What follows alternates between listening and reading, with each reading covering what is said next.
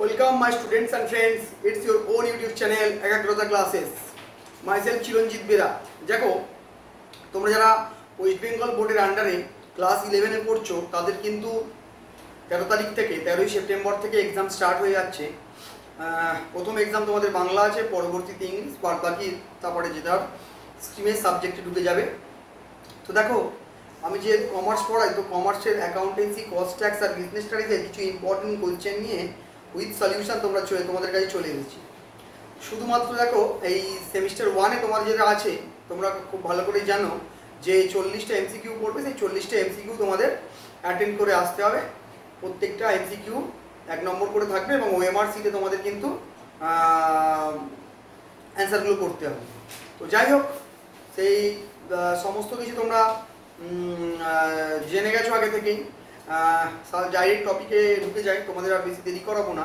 দেখো আমি বেশ কিছু ইম্পর্টেন্ট 80টা ইম্পর্টেন্ট প্রশ্ন নিয়ে চলে এসেছি। সেই 80টা প্রশ্ন নিয়ে তোমাদের সাথে আমি এক্ষুনি আলোচনা করব। দেখো একদম প্রথমে চলে এসেছি অ্যাকাউন্টেন্সি নিয়ে, আগে চলে এসেছি। আজকে তোমাদের আমি অ্যাকাউন্টেন্সি সাবজেক্ট নিয়ে আলোচনা করব।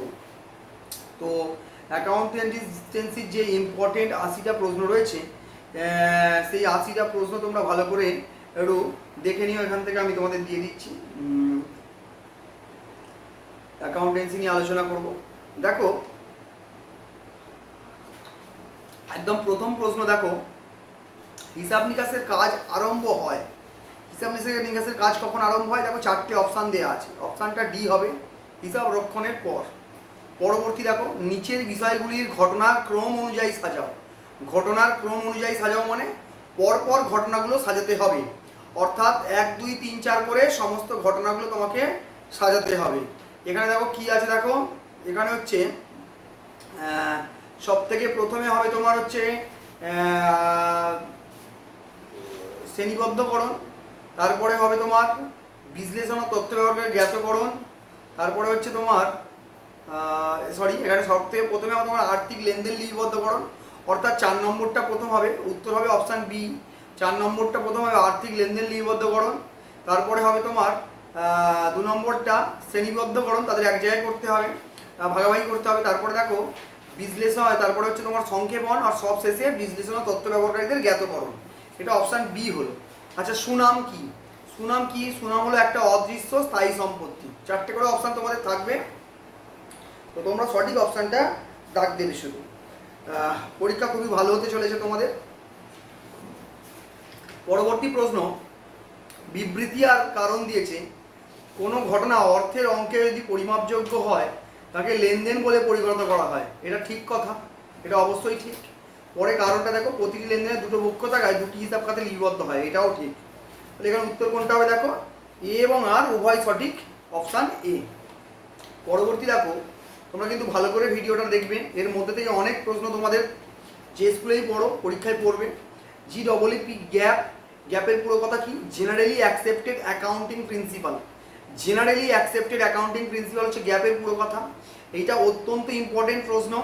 এই প্রশ্নটা তোমাদের প্রত্যেকটা স্কুলেরই স্যার দেখবে এই প্রশ্নটা দিয়েছে হয়তো।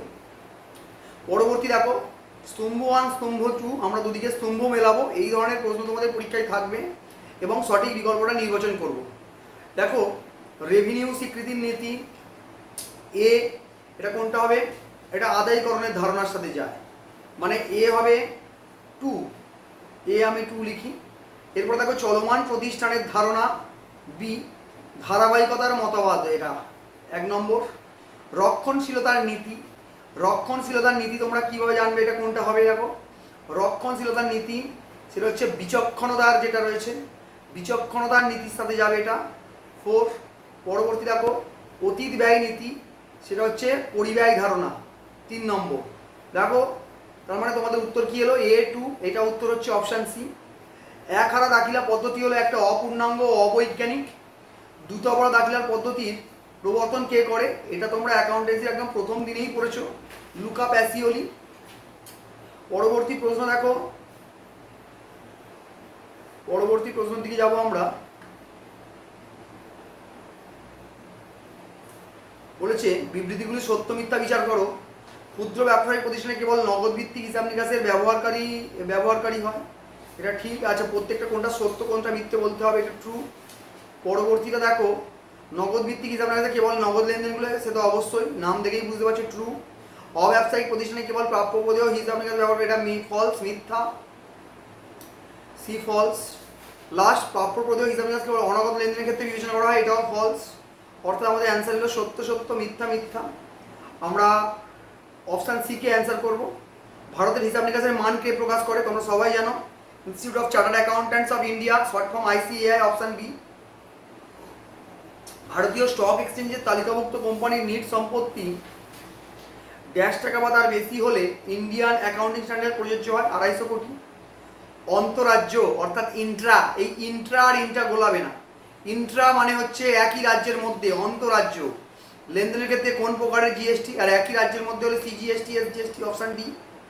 তারপরে দেখো, বিক্রেতা নগদে পণ্য বিক্রয় করলে যে দলিল ক্রেতাকে প্রদানের জন্য প্রস্তুত করা হয় তাকে ক্যাশ মেমো বলে। পরবর্তী দেখো, নিচের চারটি পূরণ করতে হবে। দেখো, ভাউচারকে দুটো ভাগে ভাগ করা যায়।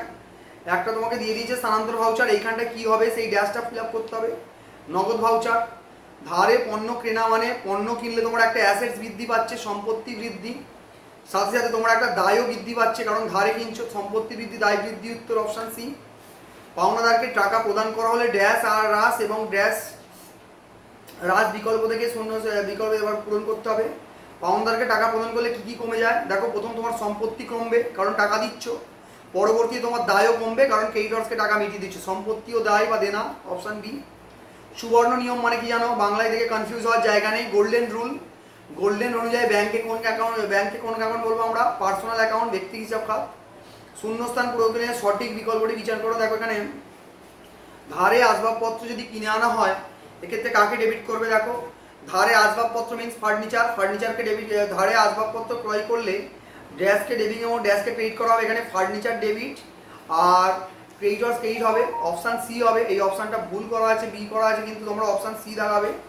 আসবাবপত্র কেনা মানে হচ্ছে ফার্নিচার কেনা, পারচেস কোনোভাবেই নয়।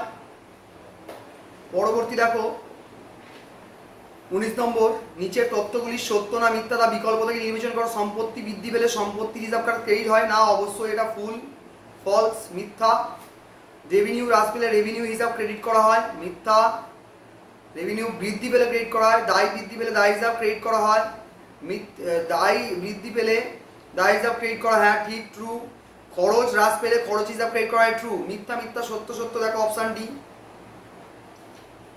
নিচের লেনদেনটি থেকে জাবেদা দাগে এটা সম্পন্ন করো। দেখো এটা কোথা থেকে আছে, দেখো, মিস্টার কর একজন ব্যক্তি, started business with cash 20,000, furniture 2,000, cash কত এনেছে 20,000, ফার্নিচার এনেছে 2,000, সব মিলিয়ে কত হলো 22,000। এই 22,000 টাকা আমরা কি বলি, ক্যাপিটাল। মালিক ব্যবসা শুরুতে যা কিছু আগে আমরা ক্যাপিটাল বলি, দেখো অপশান সি ক্যাপিটাল। নিচের সংক্ষিপ্ত বিষয়গুলি ন্যারেশন পড়ে বিকল্প থেকে সঠিক জাবেদা দাখিলাগুলো চিহ্নিত করো। দেখো, বিং মেশিনারি পারচেজড, তার জন্য কি এন্ট্রি হবে, পারচেজ টু ক্যাশ, এটা ভুল, তাহলে এটা হবে না তোমার।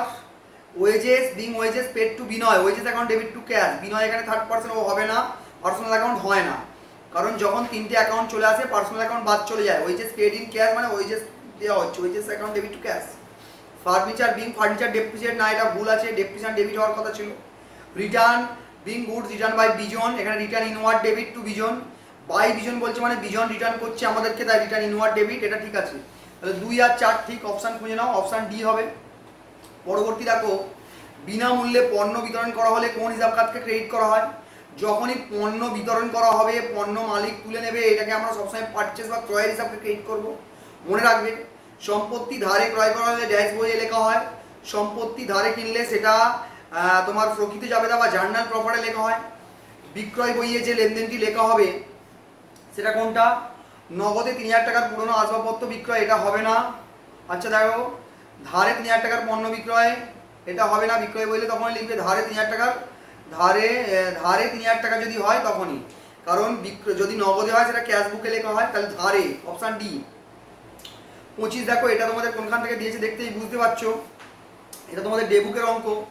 Messrs traders at Mumbai 10 bales of cotton fabric, 10 bale cotton fabric, 9,000 টাকা পার বেল, প্রত্যেকটা বেলের দাম 9,000 টাকা, সেই জন্য 9 × 10, 9,000 × 10, 90,000 টাকার জিনিস কিনেছে। লেস ডিসকাউন্ট, এটা কি ডিসকাউন্ট হয় বলো তো? Trade discount. তাহলে এই একে কি বসবে? ট্রেড কথাটা বসবে। ট্রেড, এই যে 1 নম্বর অপশান দিয়েছে এখানে ট্রেড বসবে। 1 নম্বর যে ফিল ইন দ্য ব্ল্যাঙ্কসটা করতে দিয়েছে এই ব্ল্যাঙ্কটাতে ট্রেড বসবে। পরবর্তী দেখো এখানে কি করবে, এখানে জিএসটি বসবে। আচ্ছা, এটা অ্যাড 12% জিএসটি বলেছে, তাহলে এটা কোন জিএসটি হয় বলো তো? এখানে ট্রেড বলেছে, এটা একটাই জিএসটি, একটাই জিএসটি মানে সেক্ষেত্রে আইজিএসটি বসবে। তাহলে 2 নম্বরটা হচ্ছে আইজিএসটি। এবারে 12%, 81 12%, দেখো তোমাদের ক্যালকুলেটার অ্যালাউ নেই, তাই 81 12% তোমাদের মুখে মুখে করে নিতে হবে। 9720 আছে, তোমরা করে নিও, দেখতে নিও যেরকমভাবে পার্সেন্টেজ করতে হয়। তার সাথে 81 এখানে তাহলে তোমার বসছে 9720। অপশান এতে বসছে ট্রেড, সরি প্রথম ক্লিন দ্য ব্ল্যাঙ্কটাই হচ্ছে ট্রেড, তারপরেরটা হচ্ছে আইজিএসটি, তারপরেরটা 9720 আর সবশেষে 90720। দেখো অপশান বি অ্যান্সার হবে এখানে, এটা ভুল আছে, অপশান বি অ্যান্সার হবে। দেখো এরপরে কয় ফেরত বইতে 500 টাকা বেশি লেখা হয়েছে, রেওয়া মিলের পূর্বে ভুলটি ধরা পড়া হয়েছে, সংশোধনের জন্য কি করবে? ক্রয় ফেরত বই এমনিতে কি হয়? ক্রয় ফেরত বই এমনিতে ডেবিট হয়, তাহলে বেশি লেখা হয়েছে মানে কমাতে হবে। ক্রয় ফেরত বইতে 500 টাকা ক্রয় ফেরত, ক্রয় ফেরত এমনি ক্রেডিট হয়, তাকে 500 টাকা বেশি লেখা হয়েছে মানে কমাতে গেলে তাকে ডেবিট করবে, উল্টো করে দিতে হবে। অপশান বি হবে। একটি কারবারি প্রতিষ্ঠানে রেওয়া মিল প্রস্তুতের পূর্বে নিচের ভুলটি ধরা পড়েছে। Repairs to building 6000 debited to building account, এটা কি ধরনের ভুল? দেখো রিপেয়ার্সটাকে ভুল করে বিল্ডিং করেছে। ইটস কমপ্লিটলি তোমার অ্যাকাউন্ট্যান্টের নলেজের গোলমাল। অ্যাকাউন্ট্যান্টের নলেজের কম থেকে যে ভুলটা হয় তাকে বলা হয় নীতিগত ভুল বা এরর্স অফ প্রিন্সিপাল বা নীতিগত ভুলটা করবে। ভবিষ্যৎ ব্যবস্থা কি? এটা হচ্ছে মুনাফা থেকে ছাড়, মোটেও এটা মুনাফার বন্টন নয়। সঞ্চিতি হিসাব, সঞ্চিতি হিসাব দেখো পরবর্তী প্রশ্ন আমরা আসছি।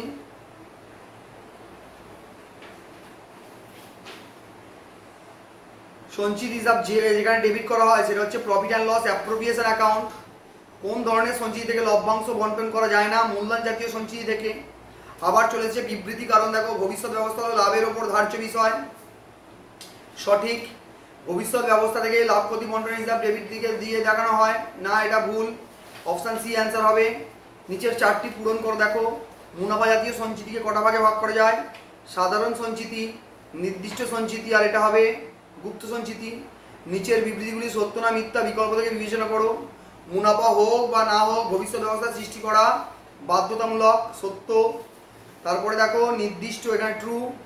তারপরে দেখো নির্দিষ্ট কোনো দায় বা ক্ষতি মেটানোর উদ্দেশ্যে ভবিষ্যৎ ব্যবস্থা সৃষ্টি করা হয়, ট্রু। মুনাফা হোক বা না হোক সঞ্চিতি সৃষ্টি করা বাধ্যতামূলক, ফলস, মিথ্যা।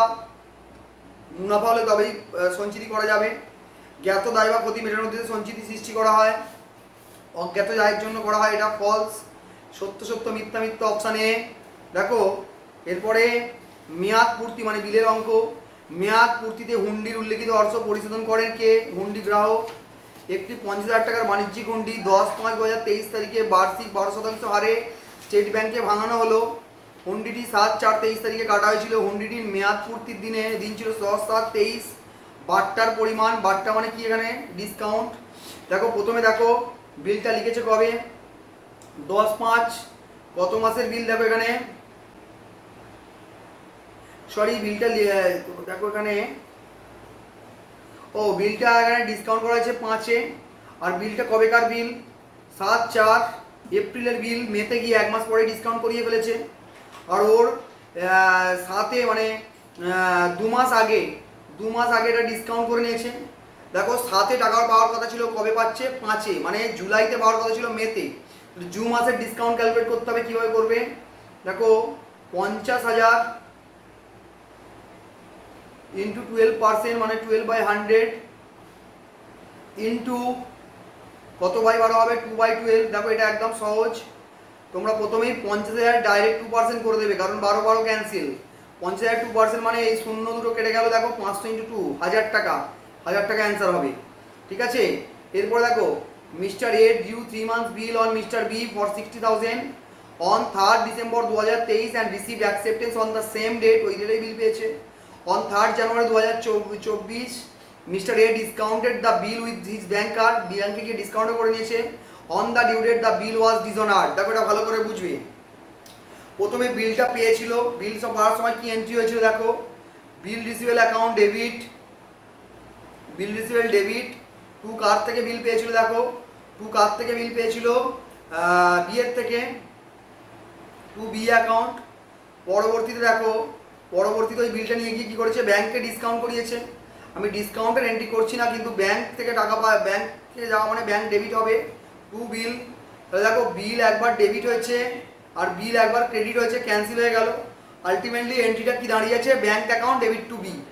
আলটিমেটলি এন্ট্রিটা দাঁড়িয়ে আছে bank account debit to B. এবারে এই এন্ট্রিটাকে ঘুরিয়ে দাও, মানে B account debit to bank. দেখো এইটা অ্যান্সার হচ্ছে, ভালো করে বুঝবে। প্রথমে বিল যখন পেয়েছিল বিল টু বি, পরবর্তীতে ওই বিলটা নিয়ে কি করেছে, ওই বিলটা নিয়ে ব্যাংকে ভাঙিয়েছে, তাই bank to B. Bill receivable, bill receivable একবার ডেবিট একবার ক্রেডিট, ক্যান্সেল হয়ে গেল। আমার এন্ট্রি পড়ে রয়েছে ব্যাংক টু বি, ওটাকে ঘুরিয়ে দেবো বি টু ব্যাংক। পরবর্তী দেখো, পরবর্তী রয়েছে নিচের বিবৃতিগুলি থেকে সত্য মিথ্যা উল্লেখ করার জন্য সঠিক বিবরণ নির্বাচন। আচ্ছা, প্রত্যর্থ লেখক অর্থ প্রদানের প্রতিশ্রুতি দিয়ে থাকে, ট্রু। তারপরে দেখো হুন্ডির মেয়াদ পূর্তি থাকে, ছুটির দিন পড়লে আগের দিনে হুন্ডির, এটাও ট্রু। লেখ্য প্রমাণ হলে আইনজীবী দ্বারা নিযুক্ত একজন কর্মচারী, ফলস। আর প্রত্যর্থে তিনটি পক্ষ থাকে, লেখক, প্রাপক ও গ্রাহক, ফলস এটা। দেখো অপশান সি হবে। নেক্সট, প্রত্যর্থে লেখক হলো পণ্যের ক্রেতা, এটা সঠিক। প্রত্যর্থ স্বীকৃতির প্রয়োজন হয় না, এটাও সঠিক। এ এবং বি উভয় সঠিক। লাস্ট দেখো আরেকটা রয়েছে, on 1/1/24 mister X due upon mister Y a bill of 15,000 for 3 months and the bill was accepted by Mr. Y on the due date the bill was dishonored. Noting charges রয়েছে দেখো একই রকম হবে। প্রথমে হচ্ছে হুন্ডি প্রত্যাখ্যান মিস্টার ওয়াই এর বইতে কি লিখবে, এটা অন্যজন। দেখো এক্স এর বইতে নয়, ওয়াই এর বইতে, অর্থাৎ যার কাছে বিলস পেয়েবেল ছিল, ও বিল দিয়েছিল। ও বিল দেওয়ার সময় কি এন্ট্রি করেছিল দেখো, এক্স অ্যাকাউন্ট ডেবিট, ও করেছিল X account debit to bills payable, to bills payable. তাহলে এখন ও এবারে এই এন্ট্রিটাকে পুরো ঘুরিয়ে দাও, bills payable account debit to X certain noting charges. দেখো bills payable debit, noting charges debit আর টু এক্স অ্যাকাউন্ট। দেখো এইভাবে তোমরা করে নেবে। এইখানে একটা হলো, আরও কতগুলো প্রশ্ন রয়েছে দেখো। হিসাব নিকাশ তত্ত্বের ব্যবহারকারী, বাহ্যিক ব্যবহারকারী অর্থাৎ বাইরের লোক, পাওনাদার বাইরের লোক, সরকার বাইরের লোক, উভয়। নিম্নলিখিতের মধ্যে কোনটা অলিক সম্পত্তি? অলিক সম্পত্তি হচ্ছে যেটা আদতে সম্পত্তি নয়, প্রাথমিক ব্যয়, প্রিলিমিনারি এক্সপেন্সেস। নিচে বিবৃতিগুলি সত্য আর মিথ্যা বিচার করো। হিসাব শাস্ত্রের অন্তর্গত হিসাব সংক্রান্ত নিয়ম, নীতি, পদ্ধতি প্রয়োগের ক্রিয়াগত দিক হলো হিসাব রক্ষণ ও হিসাব নিকাশ। এটা সত্য বা ট্রু। হিসাব নিকাশের কাজ শুরু হয় হিসাব রক্ষণের কাজের পরে, ট্রু, দুটোই ট্রু হবে এখানে। এরপরে সি, অপশন সি হচ্ছে, একটি প্রতিষ্ঠানের পাওনাদার হলো ড্যাশ দায়, চলতি দায়, এবং ঋণপত্র হলো অচলতি দায়, অপশন বি। এরপর দেখো আবার স্তম্ভ মেলানো দিয়েছে। যন্ত্রপাতি, যন্ত্রপাতি দেখো এখান থেকে খুঁজে নাও, এটা হবে তোমার স্পর্শনীয় সম্পত্তি। অবশ্যই তোমরা জানো যন্ত্রপাতিকে টাচ করা যায়, তাহলে A3। তারপরে সুনাম, সুনাম কি রয়েছে, অস্পর্শনীয় সম্পত্তি, একটু আগেই তোমরা করলে, সুনাম হচ্ছে অস্পর্শনীয় সম্পত্তি 1। প্রারম্ভিক ব্যয়, প্রারম্ভিক ব্যয় হচ্ছে অলিক সম্পত্তি 4। আর অন্তিম মজুত পণ্য আবর্তনশীল সম্পত্তি 2। তাহলে দেখো A3B1, A3B1, C4 R D2, option A. দেখো গ্যাপটা তোমাদের আগে করে দিয়েছি একবার, গ্যাপের পুরো কথা বলেছি। জেনারেলি অ্যাকসেপ্টেড অ্যাকাউন্টিং প্রিন্সিপাল, এটা অত্যন্ত ইম্পর্টেন্ট বলেছি। এরপরে দেখো, একটি কারবারি প্রতিষ্ঠানের প্রতি মাসে 2,000 টাকা করে ভাড়া প্রদানের শর্ত 2023-24 আর্থিক বছরে 22,000 টাকা ভাড়া প্রদান করা হলে প্রাপ্য প্রদেয় ভিত্তি 2023 আর্থিক বছরে বিবরণী প্রস্তুতিতে ভাড়া বাবদ পরিমাণ অর্থ দেখানো হবে কত। দেখো কত টাকা করে ছিল এখানে, দেখো একদম সহজ এটা। এখানে ছিল তোমার 2,000 টাকা করে ভাড়া, আর এটা 12 মাস 22,000 টাকা ভাড়া প্রদান করা হয়েছে, অর্থাৎ 2,000 প্রদান করা হয়নি। এটা কি ভিত্তি বলেছে দেখো, এখানে বলেছে প্রাপ্য প্রদেয় অর্থাৎ অ্যাকচুয়াল বেসিস, এখানে 24,000 টাকা, 12,000 × 2 উত্তর হবে। নিচের স্তম্ভগুলির মধ্যে মিল খুঁজে সঠিক বিকল্পটি নির্বাচন করো। দেখো কোনো সম্পত্তির নির্বিক্রয় মূল্য, সেটা হচ্ছে আদায়যোগ্য মূল্য, 1D। তারপরে উদ্বর্তপত্র স্থায়ী সম্পত্তি যে মূল্যে দেখানো হয়, উদ্বর্তপত্রে স্থায়ী সম্পত্তিকে, উদ্বর্তপত্রে স্থায়ী সম্পত্তিকে যে মূল্যে দেখানো হয় সেটা হচ্ছে তোমার অতীত ব্যয়। বর্তমানে ব্যালেন্স শিটে সবসময় অতীত ব্যয় থাকে। ভবিষ্যতে প্রত্যাশিত নগদ অর্থের জন্য বর্তমানে যে খরচ করা হচ্ছে এটাকে বলা হবে তোমার বর্তমান মূল্য 3B। আর হচ্ছে যে মূল্যে বর্তমানে কোনো সম্পত্তি ক্রয় করা হয় এটাকে চলতি ব্যয় বলে। অপশান এ হচ্ছে তাহলে তোমার অন্তিম মজুত পণ্যের মূল্যায়ন সবসময় জানবে ক্রয় মূল্য আর বাজার মূল্যের মধ্যে যেটা কম। সি সঠিক বিকল্পটি উত্তরটি নির্বাচন করো, শূন্যস্থানটা পূরণ করো। ইন্ডিয়ান অ্যাকাউন্টিং স্ট্যান্ডার্ড 103 অনুযায়ী কারবারি জোটের হিসাব নিকাশের বিষয়ে আলোচনা করা হয়, ইন্ডিয়ান অ্যাকাউন্টিং স্ট্যান্ডার্ড 2 হবে। আইজিএসটির পুরো কথা, ইম্পর্টেন্ট কোশ্চেন, অত্যন্ত important question. Integrated goods and service tax, option D. তারপরে রয়েছে দেখো ড্যাশ নীতি অনুসারে অন্তিম মজুত পণ্যের মূল্য ক্রয় মূল্য আছে কোন রক্ষণশীলতার নীতি, হ্যাঁ, বা এরপরে দেখো এরপরে রয়েছে নিম্নলিখিত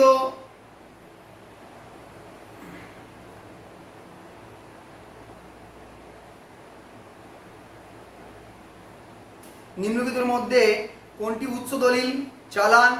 এরপরে দেখো আরো বেশ কয়েকটা প্রশ্ন রয়েছে, নিচের স্তম্ভ মেলাতে হবে। দেখো নগদে পণ্য ক্রয়, এখানে দেখো ডেবিট ভাউচার দেওয়া হয়েছে সময় 3। তারপর হচ্ছে নগদে পণ্য বিক্রয়, ক্রেডিট ভাউচার 1, এখানে 1 হবে। আর চালানের প্রতিলিপি, চালানের প্রতিনিধি হচ্ছে তোমার সহায়ক ভাউচার, সি হচ্ছে 4। আর হচ্ছে দেখো ধারে পণ্য ক্রয়, সেক্ষেত্রে হচ্ছে স্থানান্তর ভাউচার যেটা হবে 2। দেখো বি অপশান হবে। ধারে আসবাবপত্র কেনার অর্থ, ধারে যদি আসবাবপত্র কেনে সেক্ষেত্রে সম্পত্তি বৃদ্ধি হয় এবং ধারে আসবাবপত্র আর সেক্ষেত্রে দায়েরও বৃদ্ধি হয়। এই প্রশ্নটা আগেও ছিল, ইম্পর্টেন্ট প্রশ্ন একটা এটা। প্রকৃত জাবেদায় অন্তর্ভুক্ত, প্রকৃত জাবেদায় অন্তর্ভুক্ত দেখো প্রারম্ভিক জাবেদা, এটা ভুল সংশোধনের জাবেদা, সবকটাই হবে এখানে অপশান।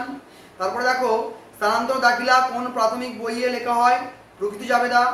এরপরে দেখো নিচের এখানটায় স্তম্ভদুলির মধ্যে মিলকরণের সঠিক হলে দেখো ধারে বিক্রিত পণ্য ফেরত এলে এটা নেওয়া হয় পাওনালিপি 3A3। তারপরে দেখো ধারে কৃত পণ্য ফেরত দেওয়া হলে দেনালিপি 1। তারপরে কি রয়েছে স্থায়ী সম্পত্তি ক্রয় হলে যেখানে লেখা হয় সেটা হচ্ছে প্রকৃত জাবেদা 4। আর এখানে দেখো নগদে লেনদেনের ক্ষেত্রে প্রস্তুত করা হয় 2, তাহলে এটা হচ্ছে নগদান বই, অপশান এ নিয়ে নেবে তোমরা। এরপরে দেখো এদিকে নিচের সমীকরণটি থেকে সঠিক বিকল্প উত্তরটি নির্বাচন করো। Assets equals to capital plus question mark রয়েছে প্লাস লায়াবিলিটি, এখানে reserve and surplus. Reserve and সারপ্লাসটা কি, এটা হচ্ছে প্রফিটের একটা পার্ট মনে করতে পারো। প্রফিট থেকে টাকা কেটে এই রিজার্ভ সারপ্লাসে রাখা হয়, সঞ্চিতিতে রাখা হয়। জাবেদাকে বলা হয় প্রাথমিক হিসাবের বই, এটা তোমরা সবাই জানো। নিচের বিষয়গুলির মধ্যে এবার দেখো সত্য মিথ্যে বিবেচনা করতে বলেছে। ধারক পণ্য ক্রয়ের ক্ষেত্রে পারচেজ অ্যাকাউন্টকে ডেবিট করা হয়, ক্রেডিটরসকে ক্রেডিট করা হয়, এটা ট্রু, সত্য। নমুনা হিসাবপত্রের বিবর্তনের জন্য অ্যাডভার্টাইজমেন্ট অ্যাকাউন্টকে ডেবিট আর ক্যাশকে ক্রেডিট করা হয় না, ক্যাশকে ক্রেডিট করা হয় না, পারচেজকে ক্রেডিট করা হয়, এটা ফলস। এরপরে দেখো ক্রেতার নিকট থেকে পণ্য ফেরতের রিটার্ন ইনওয়ার্ডকে ডেবিট আর কাকে ক্রেডিট করা হয়, ডেটরসকে ক্রেডিট করা হয়, এটা ট্রু। এরপরে দেখো ব্যক্তিগত ভোগের জন্য পণ্য ক্রয় মূল্য, এটাকে ড্রয়িং অ্যাকাউন্ট ডেবিট করা হয়, ব্যক্তিগত প্রয়োজন জানলে জানবে ড্রয়িং অ্যাকাউন্ট ডেবিট। আর ক্রেডিট দেখো পণ্য নিচ্ছে তাই ক্রেডিটে ক্যাশ হওয়ার কথা নয়, ক্রেডিটে পারচেজ হওয়ার কথা, এটা ভুল করে ক্যাশ লিখেছে, তাহলে এটা ফলস। সত্য মিথ্যা অপশান ডি। এরপর দেখো নিচের কোন ভুলটি নির্ণয়ের জন্য রেয়ামিল প্রস্তুত করা হয়, এদের কোনোটিই নয়। দেখো সম্পূর্ণ চারের উপর নীতিগত রেয়ামিল প্রস্তুত করা হয়, কোনোটিই নয়। যন্ত্রপাতি মেরামতের খরচ যন্ত্রপাতি হিসাবকে ডেবিট করে, এটা নীতিগত ভুল। নিচের কোনটি করণিক ভুল বা কেরানির ভুল, ক্লারিক্যাল এরর পরে যেটাকে তার অন্তর্গত নয়, তার অন্তর্গত নয়, অর্থাৎ কোনটা ক্লারিক্যাল এরর নয়। ছাড়ের ভুল ক্লারিক্যাল এরর, বেদাখিলার ভুল ক্লারিক্যাল এরর, পরিমূল পূরক ভুল হচ্ছে তোমার ক্লারিক্যাল এরর। নীতিগত ভুলটা অ্যান্সার হবে। দেখো এরপরে কি রয়েছে ভালো করে আবারও তোমাদের বলছি, এই কতগুলো প্রশ্ন খুব ভালো করে দেখে যাবে। তোমরা যা যা আগে প্রিপারেশন করেছো সে তো করেছো, সাথে এই প্রশ্নগুলো কিন্তু সবাই করে যাবে। একটি কারবারি প্রতিষ্ঠানের রেয়ামিল প্রস্তুতের পূর্বে নিচের ভুল দুটি আবিষ্কৃত হয়েছে। Wages paid for installation of machine 1200 was debited to wages account, এটা কি, এটা দেখো এটা হচ্ছে তোমার নীতিগত ভুল। আর salary paid to Ram wrongly debited to his personal account, দেখো স্যালারির জায়গায় ভুল করে রামকে লিখে ফেলেছে, এটা হচ্ছে বেদাখিলার ভুল বা এরর্স অফ মিসপোস্টিং, অপশন বি হবে। এরপর দেখো এদিকে আরেকটা প্রশ্নের সাথে জুড়ে দিয়েছিল, উপরের ভুল দুটির ক্ষেত্রে দুটো নামিক হিসাব, নামিক মানে নমিনাল অ্যাকাউন্ট। দেখো প্রথম ক্ষেত্রে হচ্ছে ওয়েজেস আর পরের ক্ষেত্রে হচ্ছে তোমার স্যালারি, এখানে অপশান সি হবে ওয়েজেস অ্যান্ড স্যালারি। একই রাজ্যের মধ্যে ক্রয়ের ক্ষেত্রে কি জিএসটি দেওয়া হয়? সিজিএসটি। ক্রয় মানে হচ্ছে পারচেস, পারচেস মানে আউটপুট, আউটপুট সিজিএসটি এসজিএসটি। 4 হবে প্রথম, A4। এ একই রাজ্যের মধ্যে ক্রয়ের ক্ষেত্রে পারচেস করলে, সরি ইনপুট জিএসটি, পারচেস করছে মানে input GST, input CGST, input SGST, এটা 2 হবে। পারচেস করলে সরি ইনপুট জিএসটি, ইনপুট হয় মানে একই রাজ্যের মধ্যে বিক্রয়ের ক্ষেত্রে, এক্ষেত্রে আউটপুট হবে 4, B4। ভিন্ন রাজ্য থেকে ক্রয়ের ক্ষেত্রে ইনপুট আইজিএসটি 1, আর এটা হবে তোমার 3 আউটপুট আইজিএসটি। অপশান সি হয়ে গেল। দেখো আর কয়েকটা প্রশ্ন রয়েছে, ইম্পর্টেন্ট প্রশ্ন এগুলো, তোমরা কিন্তু ভালো করে এই প্রশ্নগুলো সব পড়ে যাবে। সুবর্ণ নিয়ম মানে গোল্ডেন রুল অনুযায়ী আউটস্ট্যান্ডিং ওয়েজেস। দেখো একটা জিনিস তোমরা ভালো করে জানবে, যখন কোনো নমিনাল অ্যাকাউন্টের আগে কোনো প্রেফিক্স চলে আসবে, এখানে আউটস্ট্যান্ডিংটা প্রেফিক্স হিসাবে কাজ করছে, এখানে আউটস্ট্যান্ডিংটা প্রেফিক্স হিসাবে কাজ করছে। দেখো তোমাদের একটা জিনিস শেখাচ্ছি, prefix plus nominal account equals to personal account. Actually এটাকে আমরা বলে থাকি representative personal account. Prefix plus any nominal account is personal account বা ব্যক্তি হিসাব খাত। সঞ্চিতি হলো, সঞ্চিতি কি? মুনাফার বন্টন। গুপ্ত সঞ্চিতি যেখানে দেখা হয়, গুপ্ত সঞ্চিতি যেখানে দেখানো হয় লাভপতি হিসাবে, লাভপতি বন্টন হিসাবে উদ্বর্ত, কোথাও গুপ্ত মানে এটা কোথাও দেখানো হয় না, এদের কোনোটাই নয় উত্তর হবে। সঠিক বিকল্প নির্বাচন করো। ভবিষ্যৎ ব্যবস্থা হলো লাভের ছাঁট, আর সঞ্চিতি হলো লাভের বন্টন, অপশান বি। দেখো আর কয়েকটা প্রশ্ন মাত্র রয়েছে। কুড়ি আদায়, কুড়ি আদায় হলো একটা আয়, A2। তারপর হচ্ছে স্থায়ী সম্পত্তিতে বিক্রয়জনিত লাভ, স্থায়ী সম্পত্তি বিক্রয়জনিত লাভ হচ্ছে মূলধনী সঞ্চিতি হবে এটা 3। এরপরে দেখো অনিশ্চিত দিনের জন্য সংস্থা, ভবিষ্যৎ ব্যবস্থা বলে এটাকে 4। স্থায়ী সম্পত্তির উপর অতিরিক্ত অবচয় ধার্য, সেটা হচ্ছে তোমার এটা কোনটা হবে? দেখো গুপ্ত সঞ্চিতি। অতিরিক্ত বলেছে, অবচয় ধার্য করেছে, এটা হচ্ছে গুপ্ত সঞ্চিতি। তাহলে দেখো অপশান কোনটা হবে? এ। একটি কারবারি প্রতিষ্ঠানে, দেখো একটি কারবারি প্রতিষ্ঠানের 2023-24 হিসাব বছরের শেষ দিনে মোট দেনাদার, দেনাদার মানে কি? ডেটর্স, দেনাদার মানে ডেটর্স, ডেটর্সের পরিমাণ হচ্ছে 1 লাখ টাকা, এবং মোট পাওনাদারের পরিমাণ কত? পাওনাদার মানে কি?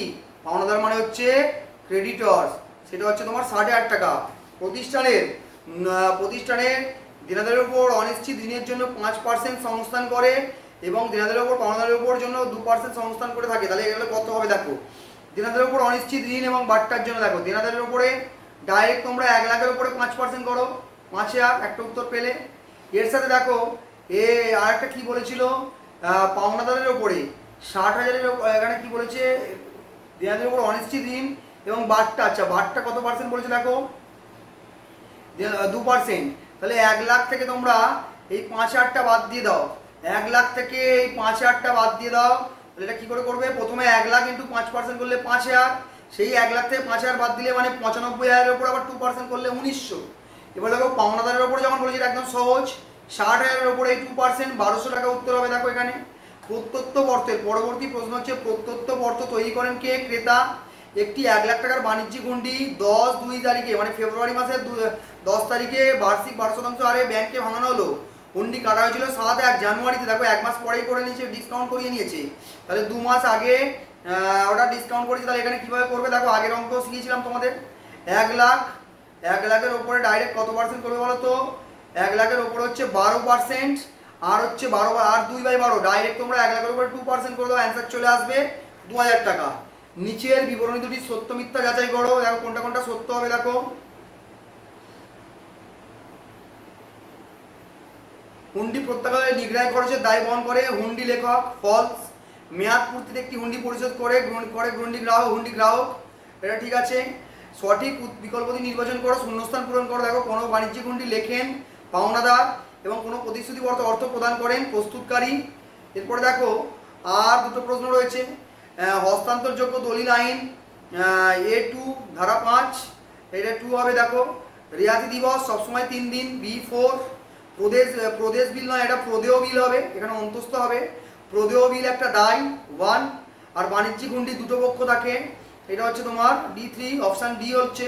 নিচের ঘটনাগুলি ক্রম অনুযায়ী সাজাও। দেখো পরপর সাজাতে হবে, ইম্পর্টেন্ট প্রশ্ন এটা একটা। সব থেকে প্রথমে এখানে যে কটা দেওয়া আছে তার মধ্যে হবে বাণিজ্যিক হুন্ডির স্বীকৃতি দান, তারপরে হচ্ছে বাণিজ্যিক হুন্ডির পৃষ্ঠাঙ্কন, তারপরে হবে তোমার বাণিজ্যিক হুন্ডির প্রত্যাখ্যান, তারপরে হচ্ছে বাণিজ্যিক হুন্ডির নবীকরণ, অপশান বি। দেখো তোমাদের এই যে 80টা প্রশ্ন দিলাম, এই 80টা প্রশ্ন তোমরা অবশ্যই করে যে যা প্রিপারেশন করেছো তার সাথে এই 80টা প্রশ্ন তোমরা অবশ্যই ভালো করে পড়ে যাবে। অ্যাকাউন্টেন্সিটা তোমাদের দিয়ে দিলাম। এর পরবর্তীতে আমি একদিন কস্ট ট্যাক্স এবং বিজনেস স্টাডিজ এই দুটো জিনিস নিয়েও আলোচনা করব। তো তোমরা যারা চ্যানেলটাই নতুন তারা এই ধরনের আপডেট পাওয়ার জন্য খুব তাড়াতাড়ি চ্যানেলটাকে সাবস্ক্রাইব করে ফেলো। হ্যাঁ, ভিডিওর লিঙ্ক থেকে তোমরা পিডিএফটা অবশ্যই নিয়ে নেবে, এই পিডিএফটা তোমাদের খুব কাজে লাগবে। তোমরা কমেন্ট করে জানাবে ভিডিওটা কেমন হয়েছে। আর দেখো ফার্স্ট সেমিস্টার হয়ে গেলেই কিন্তু আমি সেকেন্ড সেমিস্টারে ক্লাস স্টার্ট করে দেবো।